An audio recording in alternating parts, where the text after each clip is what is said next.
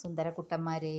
അങ്ങനെ വൃന്ദാവനത്തിലെത്തി അവർ സന്തോഷമായിട്ട് ഇങ്ങനെ വസിക്കുകയായിരുന്നു എന്ന് ഞാൻ പറഞ്ഞൂലേ. അപ്പോഴൊരു ദിവസം രാമേട്ടനും ഉണ്ണിക്കണ്ണനും കൂടി ഈ ഗോപക്കുട്ടികളെയൊക്കെ വിളിച്ച് വരുത്തിയിട്ട് പറഞ്ഞു, ഗോപസ്ത്രീകളെയൊക്കെ കൂട്ടി, നല്ല നിലാവുള്ള സമയത്ത് വനത്തിൽ പോയി കളിക്കാൻ നല്ല രസാണ്, നമുക്ക് എല്ലാവർക്കും കൂടി ഒന്ന് പോയാലോ എന്ന് ചോദിച്ചു. നിങ്ങൾ കണ്ടില്ലേ നിലാവ് പരന്നൊഴുകുന്നത്, എന്ത് ഭംഗിയാ.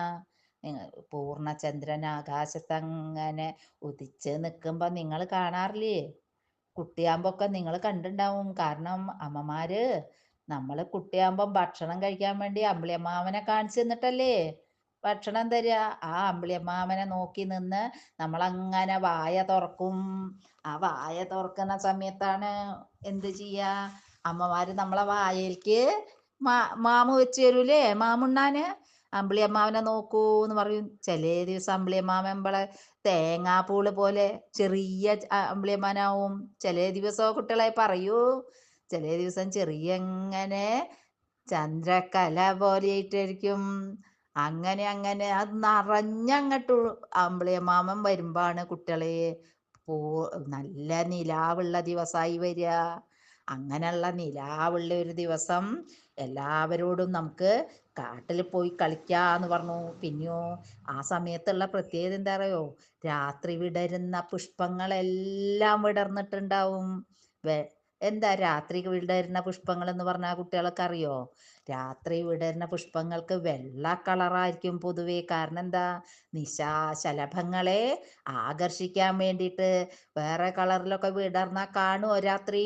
അപ്പം വെള്ള കളറായിരിക്കും. നമ്മളെ മുല്ലയൊക്കെ അല്ലേ, അതൊക്കെ രാത്രിയാ. മുല്ല, പിച്ചകം, ഈ പൂക്കളൊക്കെ രാത്രിയാ വിടരുക. അതിന് നല്ല സ്മെല്ലും നല്ല വാസന ഉണ്ടാവും.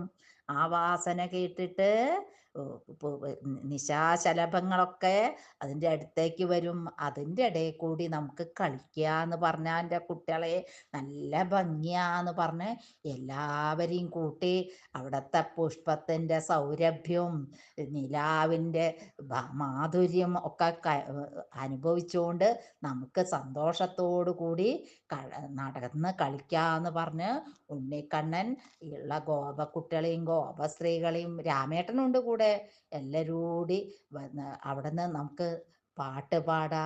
ആ കാട്ടിൽ കൂടി നടന്ന് നല്ല ഭംഗിയായിട്ട് കളിച്ച് രസിക്കാം എന്ന് പറഞ്ഞ് എല്ലാവരെയും കൊണ്ട് നമ്മളെ ഈ വനത്തിലേക്ക് പോയി. അവിടെ നല്ല കുളിർ തെന്നലുണ്ട് അതിൻ്റെ ഇടയിൽ. ആ തെന്നലില് നമ്മളുടെ ഈ പൂക്കളൊക്കെ അല്ലേ ഇങ്ങനെ ചാഞ്ചാടിന് കണ്ട അവർക്കും സന്തോഷമായിട്ട് നൃത്തം ചെയ്യാണോ എന്ന് തോന്നും.